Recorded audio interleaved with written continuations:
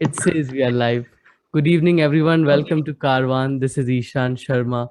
And with me, I have two wonderful guests with me this evening to discuss a wonderful book written by one of the speakers, Amit Ranjan. The book is called John Lang, Wanderer of Hindustan, Slanderer in Hindoostani, Lawyer for the Rani. It has come out from Neogi Press. Neogi, as we know, is known for quality books, and this is one of them. And before beginning the session, I request Dr. Kartika and Amit to just hold the book just so that we can, virtually, quote unquote, launch the book once again. Sure, So if sure. you can hold the book. So congratulations, Amit, for this wonderful book. Thanks a lot. Thanks a Many lot. And congratulations. Thank you. So the chair for the session, Dr. V.K. Kartika, is an assistant professor of English in the Department of Humanities and Social Sciences as NIT Trichy. She earned her master's degree in TESOL studies from the University of Leeds, England, United Kingdoms, after a master's in English and comparative literature from Puducherry Central University. Amit, the author of this book, is a Fulbright scholar in residence at Florida International University for 2021 to 22. He has a PhD, MPhil, and MA from JNU, and a BA honors degree in English from St. Stephen's College, Delhi University. His doctoral research about John Lang, a 19th century Australian writer, lawyer, and journalist, throws new light at mid 19th century British Empire vis-a-vis characters of interlopers like Lang. Amit's poems, short stories, and essays have been published in various journals, and Amit has also written four plays. His poetry collection, Fine Leonard Cohen, I Am Almost 30 in 2018, has received very good reviews and critical acclaims. In an earlier avatar, Ranjan was also a journalist hunting for uncanny stories of Delhi as a pastime. And upcoming publications of his include a non-fiction work on Dara Shuko, which I think I particularly look forward to, another collection of poems, and an academic work about colonial writers. And currently, he is an assistant professor of English at NCRT, New Delhi. Thank you so much, Amit, and thank you so much, Dr. Karthika, for agreeing to do this conversation. I, being the organizer, my role in this whole conversation will be very limited. So I warmly welcome the chair of this conversation to take this conversation forward. Over to you, ma'am. Thank you so much. Thanks, Ishan. Uh, Good to see you, Amit, again after such a long break and with such a wonderful book. I totally enjoyed reading it. So a lot Thank you to so talk much. about it. Yeah, a lot to talk about it, particularly about the subject matter and the style of narration. But let me just begin from the beginning. That is, Sure. yeah. How does the search for John Lang germinate? And another way, if I put it, what is your quest for Alice has to do with this search for John Lang? Sure. Um, I think most things happen in life by accident. This is also by accident that this happened. Um, so, in your journey, you find these interesting characters, you get curious about them. My curiosity is still alive about many things that I do not know. But you also mentioned Alice. And so I've said in other discussions as well, there's this grave of this girl in Pune University lawns. It's called Alice Garden. So it's about um, a decade ago that I went to Alice Garden and stumbled upon this grave. And because it's inside a university, there's all kinds of um, urban myth floating around, let's say. So there's stories of Alice's ghost haunting the campus in white clothes, stories of how she was in love with an Indian guy and both committed suicide because of unrequited love, etc. etc. It just got me hooked. The whole mythology around Alice. So she was from, so her epitaph says, born in Melrose, South Australia, 1856, died of cholera, 1882. Uh, but nobody talked about cholera. Everybody talked about love or ghosts or things like that. And I got very curious, and it was not easy to find out anything about Alice because she was not in the military or a civil services officer, just some girl. Um, and it took me a whole year to reach somewhere. There were no leads until I found a poem in an encyclopedia specifically addressed to Alice. And then I knew that I'd be able to find something. And then indeed, so that's something parallelly that's happening. But at that point of time, because she was from South Australia, and we do not deal much in, let's say, a confluence of colonial history of Australia and India. So we don't know much generally, and so I had to like start digging into that area, and it's fascinating the kind of stories that came out, the shared colonial history of India and Australia, and the camels were exported from India to Australia. I don't know if people know that all the Australian camels are actually Indian camels, and many other stories. But on the way, I stumbled upon John Lang, and turns out ran a newspaper for 20 years, wrote 20 odd novels, was a lawyer, and decidedly anti-British. So this streak of why a white man would be decidedly anti-establishment throughout his career was very fascinating, which got me hooked onto both these stories, Alice and John Lang. And Would you yeah, call Alice your muse, at least in the context of this book, then? definitely, no doubt about that. Okay. I know that your journey to Australia in search of John Lang was pretty eventful, and so many coincidences, unexpected peripetia, loss of data, so many things. Very intriguing kind of a journey you had. Would you like to just recapitulate a few episodes from there? Could you repeat that? I couldn't hear that properly. Okay, I was asking you, would you like to just uh, talk a bit about or maybe recapitulate those episodes of your eventful journey to Australia in search of John Lang? Because there were Sure. quite a few interesting coincidences, data loss, peripetia. That was I was asking about. Sure. Yeah. So, yeah, a lot happened. Um, uh, I don't know which stories to begin with or tell, but it was clear to me at a certain point that I'll have to go to Australia to dig into this, even though Lang lived in India. But we, being the good recyclers, have probably recycled his newspapers. So couldn't find much here, despite traveling a lot in India to Calcutta to um, all the places that he lived, Meerut, Agra, Mussoorie, looking at the archives in Delhi. So this is roughly the belt in which he operated. And so I kind of knew that either I'll have to go to England or to Australia, but I thought Australia would be better to also look into his family history because his mother stayed um, over there.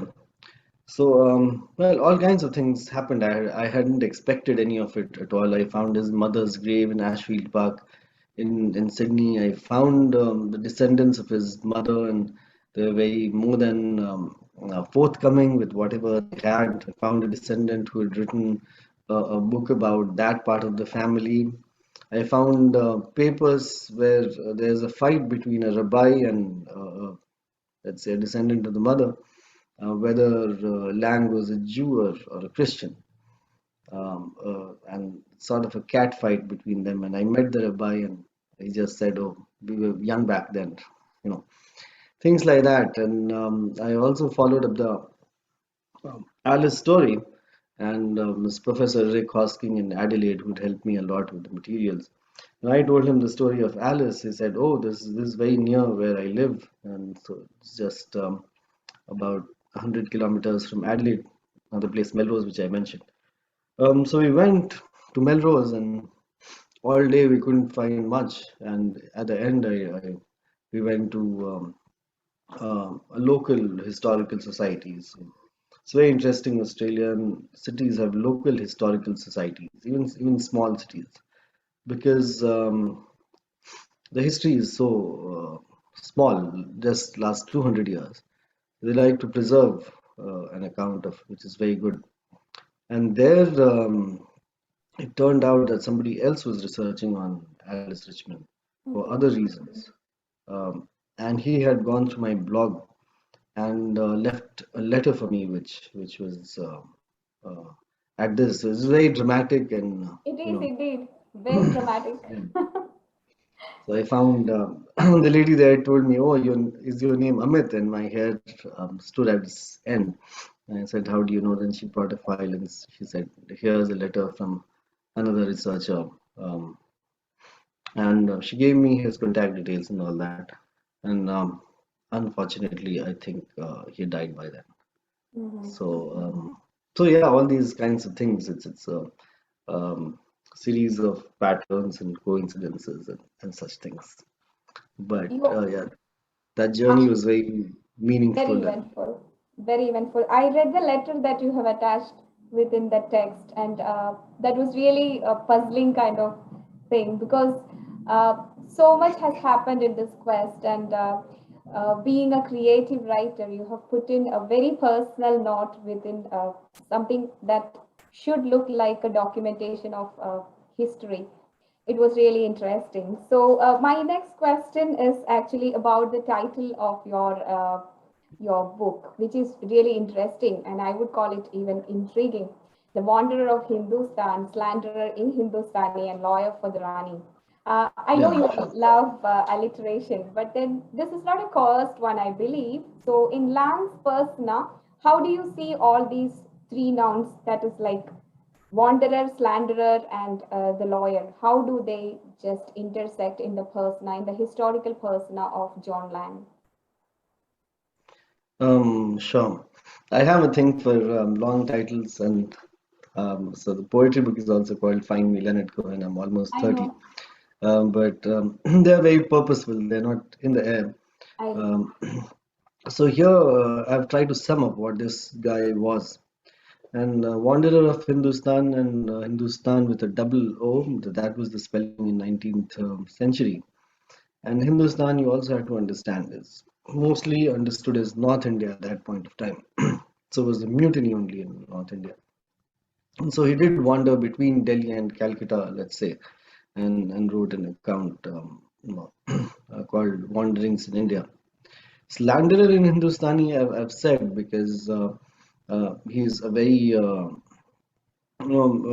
character with a lot of gusto and a lot of energy, and he didn't mind attacking people when he needed to.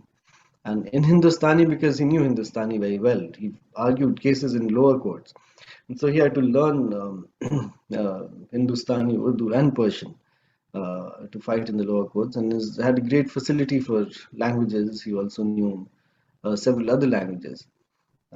He was also trained in Latin, I think. So, so a slanderer is you need to be proficient in a language to be able to slander, right?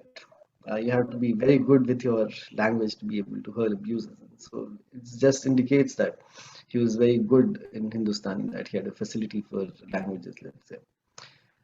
Talking of slandering, there's this very interesting incident with Lord Hardinge, who got tired of Lang writing against him practically every day in his newspaper called Mufussalite. And so he summoned Lang when he had gone to Meerut for some work and said, Mr. Lang, why do you write so much against me? And so Lang is supposed to have asked Lord Hardinge if he was um, he had come to India to earn money. So Lord Hardinge said, "Well, I'm a poor man, so I have come to earn money." And Lang said, "Well, I'm definitely poorer than you, so I also had to make money, and I make much more money writing against you, slandering against you, than writing for you." And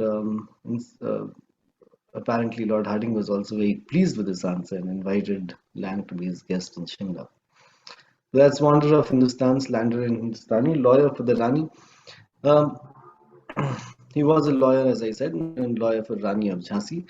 The Rani of Jhansi invited him to be the lawyer for her doctrine of lapse case. Doctrine of lapse, as most of the people listening in would know, was a doctrine wherein the East India Company could annex any kingdom if they did not have a biological rightful heir. And Rani of Jhansi's contention was that her adopted son Damodar Rao was adopted before the death of the king. And so anyway, it's a draconian law without any basis anyway. But he had one a famous case of Lala Jyoti Prasad just before that, and was quite a hero in North India because of that in the upper provinces, what is now UP. And so the Rani of Jhansi, very impressed by his uh, let's say career as a lawyer, invited him um, to be her lawyer. So that's the title. Right. Interesting. So there is something about what you have said, something about the sarcasm. Uh, I have found that there is consistent tone of sarcasm throughout the book, though you are narrating history, uh, very interestingly indeed. So, knowing your previous work, I know that it's typical of your way of writing. Very powerfully, you use sarcasm. So, now let me ask you this. How sarcastic was John Lang to the colonizers' agenda, or perhaps the East India Company's agenda? How sarcastic he was to that? I know you have just given one example. Would you please expand, or just a little more, provide us with a little more explanation or description of how John Lang's persona was in connection with East India Company and its activities in India? Sure. Well, he's very sarcastic, and one of the reasons why it resonates with me, the, his sort of writing style somewhere also resonates with mine, and so it was great fun reading all of his work. So, well, his writing is full of sarcasm throughout, and I could pick out different kinds of topics to state that. So maybe a couple will do over here. So he was most sarcastic towards the judiciary and the military. These two, particularly from within. So he was from within the legal fraternity, so he knew that very well. So he made a lot of fun of the cases. So he'd report, let's say, a court martial within the military or a general case in a lower court, and he would say how there's endless paperwork in India because the British have assumed that the witnesses would be hostile, and which lives on to this day that we say lik ke do, huh? Give it to me in writing. Why is verbal testimony not applicable? Why does everything have to be written? It's part of our day-to-day proverb also that I'll give it to you in writing that this is true, right? And so he talks about that. The origins of it are in colonial India about writing everything. And he says that there are reams and reams of paper that go into one simple little case because the British government does not trust the Indian witnesses. So everything has to be in writing. And that writing, he says, is completely a farce sometimes because most of the witnesses are unlettered. So something is written and they are made to stamp their thumbs on it. So the whole purpose gets defeated, and it shows how corrupt the British regime itself was than the witnesses were. This is an example, and the military also he constantly sort of lampoons, and he says people become higher in ranks, they become colonels or majors not by the virtue of the wars they have fought, but because of the fact of the seniors having died and not in war but mostly of cholera. They said that you'd find a young colonel just because four of his seniors just died of cholera, and also things like women could not stay in the military barracks after their husbands died, so they would quickly remarry immediately after their husbands died. And in funny situations of Lang's novels, these dead husbands would come back and there would be a duel between dead husbands and new husbands, things like that. So, very funny plots in his novels. Okay, Yeah. so this brings me to another interesting question that I had in my mind when I was going through the book. Uh, what particular character? I know that he was a lawyer. He was so many things, John Lang. what of them attracted you the most or influenced you the most as a writer, as a historian for a brief time? Uh, I think his career as a lawyer is brief. There's not much mention of it except a few cases, and but those are also very interesting. But primarily his uh, persona as a novelist and also as a journalist is very interesting. And it's also curious why such a character would get lost. He's a contemporary of Charles Dickens and Wilkie Collins and very good friends with them. Um, and his newspaper is full of contemporary accounts as well as his non-fiction writing. Memoir writing is full of contemporary accounts which clash with what we have read in history quite a bit. They are talking about the same things, but it looks like from a very different angle. And his whole let's say invective wit is very impressive. The thing about him as a novelist is he was completely lambasted by the critics of that time because obviously he was constantly lampooning the British Empire, and so the critics wouldn't take it, the good loyal Victorian critics.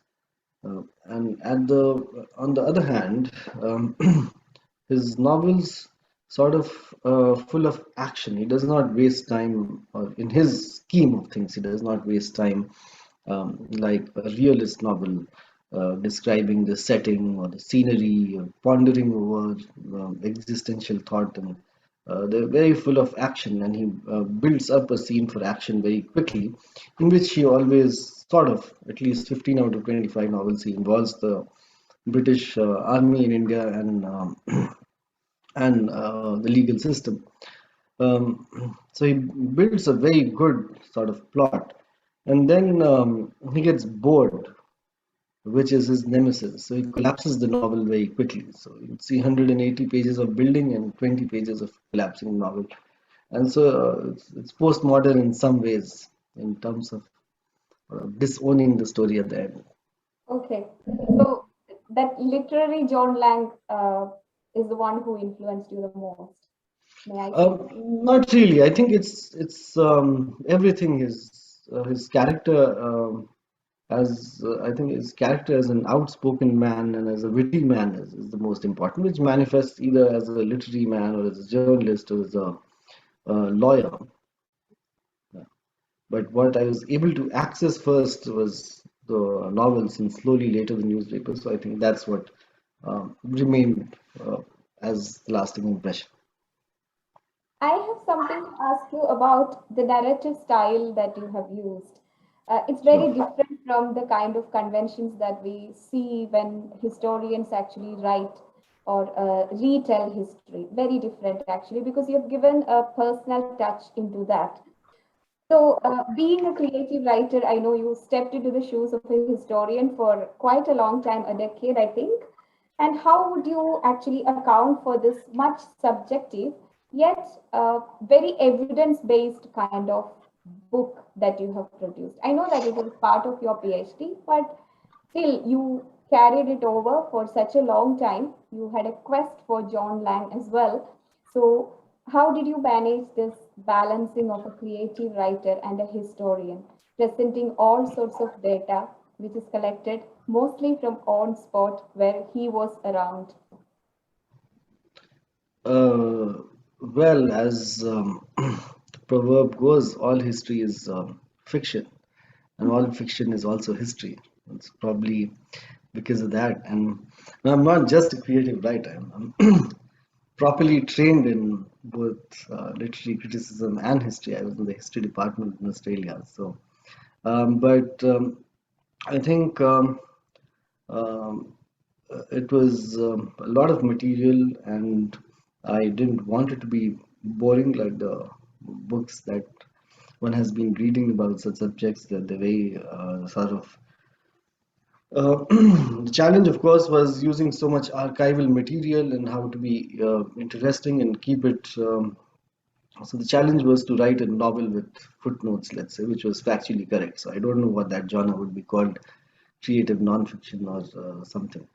So I'm indebted to my supervisor, Professor Bhaduri. Uh, we had this last one brainstorming discussion before I began writing, and I think I wrote this very quick. It's taken a long time to publish. So he said that Pablo Picasso knew how to draw realistic portraits perfectly well, but he did not believe in realism. So he did what he did with his cubism and everything. So you know how regular history is written, how PhDs are written, but take your call on how you have to do it. And so I took my call and did it the way I did it, as using narrative itself as a theoretical framework, talking academically, but for the lay reader, that the story should take over everything, and that's an ideology in itself. You know, all the theoretical stuff that we have to say is within stories itself, which is why, let's say, mythology or stories are so appealing and important, because we know where they resonate with our ideology or trouble us or challenge us. So it was great fun, and that's what also kept me going. This sort of both quest for this forgotten story, which is a mix of history and anecdotes and memory, and how to tell the story. This this whole dance between these elements kept me, let's say, passionate about it. Very evident it was because you wrote poetry for him. Fantastic. Now let me take you back to that attitude of John Lang, which you have mentioned, that he had strong opposition to what Britishers were doing in India. So did that kind of an attitude or sarcasm have any kind of repercussions on his literary career? Oh, quite a bit. He went to jail a couple of times. Um, the second time is different. That's in Europe. The first time, after he had fought Lala Jyoti Prasad's case and won it very convincingly within a week. Now, this is also a very funny story, which I'm not going into here. But at the end of that case, he had successfully managed to call the jury a bunch of sewers, pigs, for a bet, and also managed to get 30 lakh rupees for his client Lala Jyoti Prasad. And Lala Jyoti Prasad had gifted him his portrait, which also there was a mix-up, and it was thought to be Nana Sahib's portrait. So all kinds of things happened. These are all there in the book if you'd uh, like to read. Um, but in terms of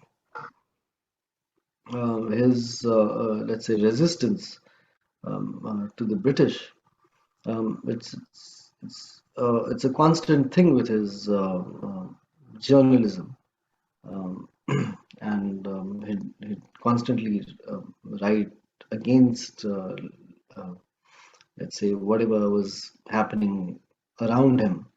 And so much so that he was not afraid to write about some things which could not be written about. So, for example, a village was burned down by the cops, and he could not write it in his newspaper because somebody associated with him was involved, but he definitely wanted to write about it. So he wrote it in Urdu and dropped it. The printing press was the same for the Urdu and the English newspaper, and he got it printed. And later he confesses to it, sort of, in his non-fiction writing, talking about himself as in third person. But the jail incident that I was talking about, the case that he fought for Lala Jyoti Prasad, he went a little overboard, like I said, calling the jury members pigs, etc. But on record, he also called one of the jury members a coward. And so he was sued for libel. And I dug into this. Of who this person was, Colonel MacTeer, whether he was a coward, why did he call him a coward? So Lang was in jail for 2 months, and he ran his newspaper from there also, from Calcutta. But I did find out about Colonel MacTeer and why he was a coward, and he had run away from a war in Kota in 1824. And so Lang was sort of a very good researcher also. This is the case is from 1851, and he was able to dig up archives from that's 1824. So he had done his research in all the jury members, and it's very well. So he used to prepare very well for his cases. So this was one of the repercussions that he went to jail, and the other repercussion was, of course, his literary career was jeopardized because, despite his worth as a writer, he was largely ignored by the critics because most of his career was confined to writing about India, and English critics did not take very well to him about this. Yeah, this is something that interested me actually. Why was somebody who is the first Australian-born novelist uh, not been in the limelight at all? So there was such a big gap between the era that he wrote in and his works were discovered or whatever. So I was really thinking about why was that person never given that kind of, I mean, never brought into the limelight in the literary scenario at all. What do you think? Right. Yeah, yeah. So, like I said, a writer dies if the critics do not support him. And look at Shakespeare. Shakespeare was lost for a good 200 years until the Romantic poets revived him. Like, if you see contemporary criticism before the Romantic poets, Shakespeare is lost, and so it takes critics to revive, let's say, writers. So Lang was pretty famous, and because his novels are so fast and action oriented, they sold at railway stations. Until 1903, somebody reports some Australian would come visiting over here, says Lang's novel sell at railway stations. So it's roughly around this time, around 1900, that he gets lost, around 40 years after his death. Takes a whole 100 years for a discourse to be around him again. Mhm. But talking of why he is obscure is a we've discussed that he was against wrote against the British Empire. Uh, B, because his career in Australia is very short-lived. He hasn't written much about Australia, except a set of botany-based stories about glorifying convicts, which is also not a great thing in the British Empire because which are all very fascinating stories that give very good insight into early Australia and the difference between the free people and those who went to work as convicts. It was a convict colony, as we know. And in India itself, because so he was almost bordering on alcoholic, I think, because you never see references to him by other people without a drink in his hand. And also was very popular with women. Um, that's how his newspaper ran, because he was so popular with women. Most of the characters, strong characters, are female characters. In fact, there are many novels which have um, very strong female characters. One would call him a feminist writer, a proto-feminist writer. The term comes much later, of course. So there are reasons why all the three sort of territories that he belonged to, Australia, India, and England, ignored him. But if you want to psychoanalyze the situation, it is this that he himself was of convict origin, that his grandfather uh, and grandmother were brought in as convicts to Australia. And there's very thin evidence of that. His father was a very wealthy seafaring merchant, so it should have, that stigma should have gone in a generation, but something like caste, that the stigma, the anger does not go away. And so when he went back first to Australia, having studied as a lawyer, he advocated for independence of Australia and for freedom for uh, currency lads, so to say. So they're free people and currency lads. The emancipists who were of convict origins, they had different positions in the society. So clearly, it's something like say, caste. And that idea did not, get him favors in Australia, so he decided to come to India and try his luck over here. So he was already always an underdog with this seething anger against the British gentry for him being called of convict origin. And everybody in Australia was of convict origin, except the people who went to sort of rule over them. And so this anger made him alive with India, and he saw an underdog resonance with that, and he gave a complete vent to his that anger and thoroughly enjoyed it, making fun of the British at every stage. Very interesting, actually. Uh, Something else that I wanted to ask you was when I was going through the book that I found repeated references to was the kind of gender perspectives that were emerging from there, especially with regard to the Indian wedlocks that were happening during that social uh, and cultural milieu of India, in which John Lang lived and which he experienced. So, would you like to comment on the intricacies of marriages during that time? Because John Lang had some positions in there. Um, yeah, sure. So there are many strong women characters in his novels, like I said. And at that point of time, divorce was an impossibility, and Lang's wife had left him, and eventually they were able to get a divorce. Um, and Lang married a second time as well with an Anglo-Indian girl towards the end of his life.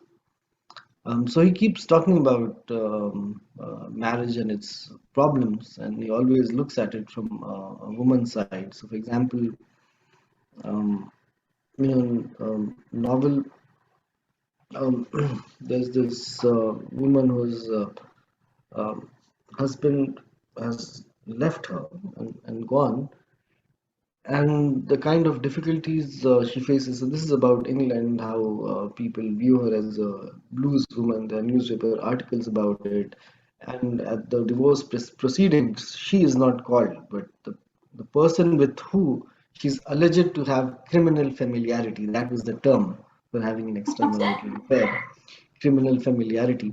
That person would talk on her behalf, that she would not be able to talk for herself. So he sort of exposes all these things in his novels as well as his journalistic writings.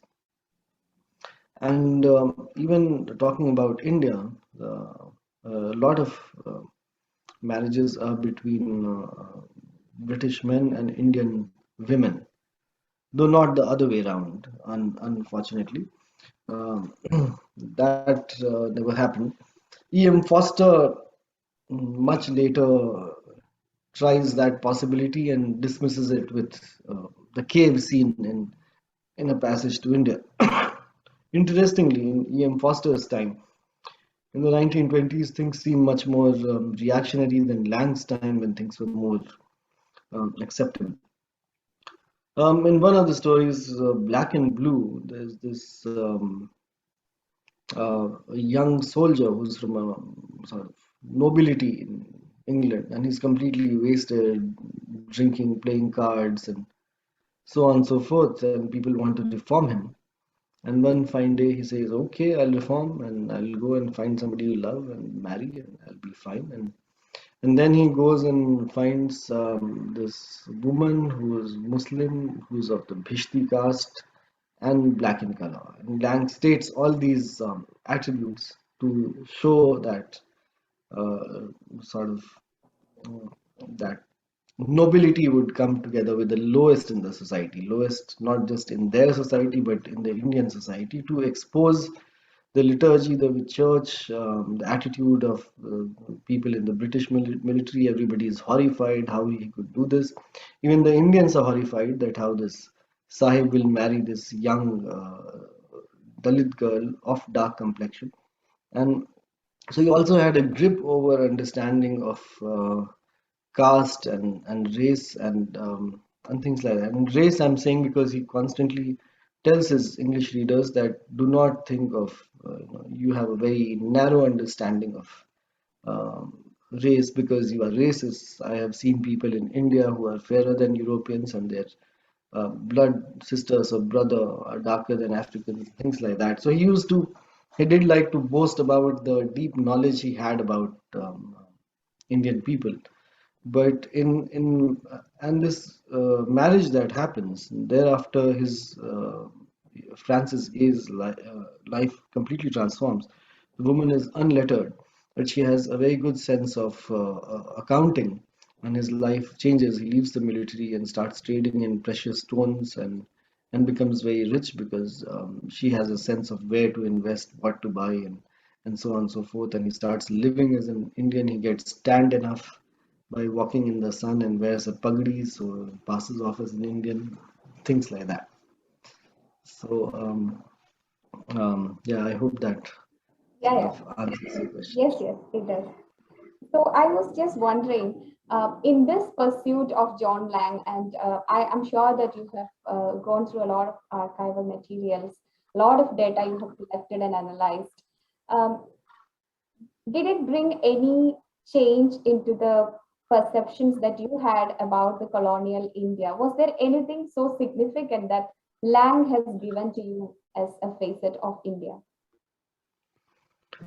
Yeah, definitely, and which is one of the purposes of this book to understand that history gets limited by relying only on so-called documented sources and not using the anecdotal. So I've used a lot of anecdotal sources over here, which is also, of course, from documents. But because they're not written by an, let's say, authoritative figure, 19th century is full of people writing, the soldiers writing, housewives writing, all kinds of people writing. So, for example, this story of Jyoti Prasad's picture being passed off as Nana Sahib's. This picture got printed in Illustrated London News, and this picture I still believe is passed off as Nana Sahib in many textbooks. So it's only through an anecdotal source that I was able to crack this, not really through, let's say, a historian's writing. Mhm. And so, in terms of use of sources itself, in terms of historiography, how we look at it, how the canon sort of disregards memory sources or anecdotal sources. Uh, we are, no, a lot of flavor is lost, and a lot of, let's say, a lot of material is also lost in sifting that way. That is one. And secondly, in terms of looking at colonialism itself, we've studied Orientalism by Edward Said, let's say, in several other books. And later Homi Bhabha, who talks about hybridity and so on and so forth. The situation on the ground was much more hybrid than what an Orientalist approach makes us feel that it's in rather black and white. Of course, if two civilizations are clashing, it will not just be exploitation, but a lot of other interesting things would happen and exchange would happen. Um, and the anthropologist just does not study, he's studied also, and that's what Lang is. He's constantly studied and he keeps reporting how people keep studying him. It's not just him studying the people, so that's also an interesting thing. And also how mainstream history sort of obliterates smaller details, and that changes the story quite a bit. So for example, he talks about going to Nana Sahib, and he says that he constantly goes to all these members of royalty here and there in his wanderings, and he's never asked who he is. Like he's not welcomed as John Lang, but just as a white person is welcomed, and he's shampooed for a week. His shampoo is chumpy, which has become the word shampoo in English. So he gets massaged and champied, which he calls shampooed for a week. Very good hospitality by Nana Sahib, and then Nana Sahib gets a character certificate written by John Lang, not even knowing who he really is. And he has 150 such character certificates written by various white people already. And so while in the British imagination, Nana Sahib may be a villain of 1857. In our imagination, a big hero. Um, So that heroism is dented by the fact that he had 150 character certificates from white people. It's dented for both the British and the Indian imagination. So, of course, mainstream history does not talk about such things. And so eventually a king is a king, and a king's comfort zone is ultimately the thing we try to imagine of them as these warriors for people's cause, but it becomes people's cause only when they are pushed beyond their comfort zone. So many such interesting things come up with these nitty-gritties of how we look at colonialism. Right. Uh, I have something to ask you, which is a little similar to our previous question, but I would like you to go a little deep into it because it's a very interesting process of writing that I could trace from the reading of the book. One of the traces for the book that is written within is that the life of John Lang is an intertextual meta narrative. I like that phraseology actually. It's an intertextual meta narrative. And what was this writing process that you went through? I'm asking you about the stepping into the shoes of a historian, as I told you before. Also, that creative bit that came in. I know that you have enjoyed the journey, but will you just go a bit meta on your journey to trace the history of John Lang and the history of India that he has seen? Where did you get this from? Intertextual meta-narrative? Yeah, that's there in your book. Somebody has complimented it. Somebody has written. Yeah. Okay, right. One of the reviews. Sure. Um, so it is intertextual throughout, uh, like we just seen, um, with constantly referring to his not just how his novels are in dialogue with each other about various issues of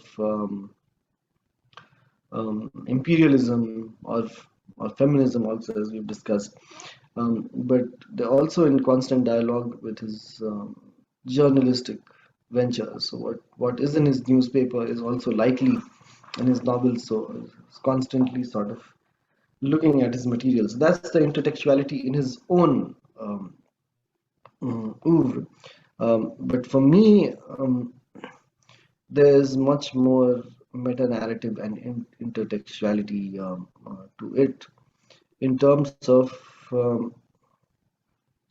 um, I'm also dealing with let's say all the talk about all the post-colonial readings that one has done and to keep it away. So this book, as you've seen, shies away of all theory and tries to theorize through a narrative itself. So that's one of the meta narratives, that the narrative has to take hold, and um, the temptation to use theory, or the temptation not to use theory. So keep away from the temptation of using theory. I don't know if that makes sense. And also the meta narrative, the journey itself of being curious of who these people are. So it goes beyond. Actually, as you'd have seen, what I thought is I'd probably be looking at a no PhD, or projects like these have confined boundaries. Like you would look at the newspaper or you would look at the novels, but at some point of time it exploded for me, and I had to find out, get into everything, including his biography, family history, the missing links. So I found out about his daughters, about his son, who has never been talked about by the three or four researchers before me, his family in Australia, and all of that. And so there's apart from the intertextuality, in the meta narrative part, it's also a sort of a detective story for me, trying to find linkages between this and that across continents. And I was also able to trace his family from his daughter's side to an Italian nobility family, in which there is this lady who's a Quintessa and who I was able to meet in Paris. So all these kind of adventures are part of that meta narrative, and she herself didn't believe that what I'm saying is true, and I had to like draw a family tree for her and show that it does go back to yeah. Very interesting and very indeed. This brings me to the last question, and it's a trick question. So I hope you would answer this. You Sure. said that nobody would write a poem for you, John Lang, but me. It's you. Why were you so confident that John Lang would not get any poetry from anyone?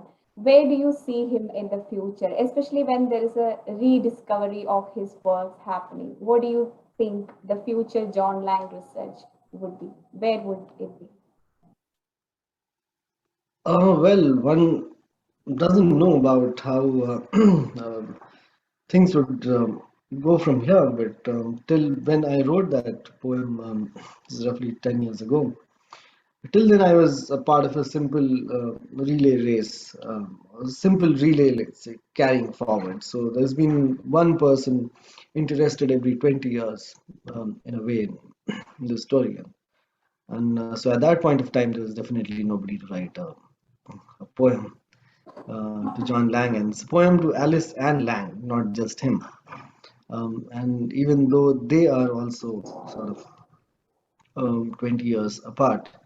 So, like I said, there's been very little work. There was a work by George Earnshaw in the 1960s, and he sort of dug out his family history in Sydney, and he was only interested. It's a sort of a paper that kind of talks about the family history. So it's only a paper about his Australian career, which is not much. And then there was a freelance librarian, Victor Crittenden, who I met in Australia, who was 86 years old then. Unfortunately, he passed away a few years ago. So he was sort of republishing Lang's work. Then there were a couple of diplomats in India at that point of time, Rory Metcalf, and this was talking about 10 years ago. So there were just these few people, Rick Hosking, Adelaide. Um, so there were just these few people interested, and the interest was sort of, and also it's a very freelance kind of interest. These were all Victor Crittenden, whose contribution is significant, was an ex-librarian, not really trained in, say, critical analysis. And so I like to think of myself as in the chain of amateur historians. But Victor Crittenden was very interesting.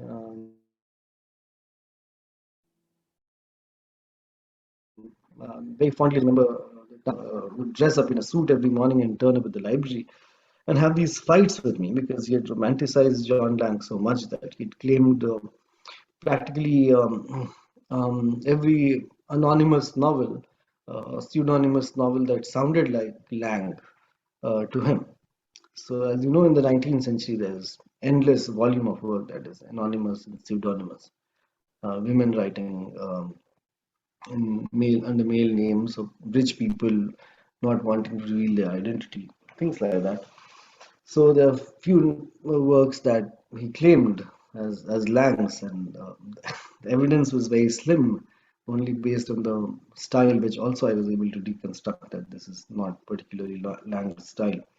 So I used to have these fights with him, but it was amazing to see somebody at that age with so much uh, passion and drive, and I often manufactured fights just for the sake of it.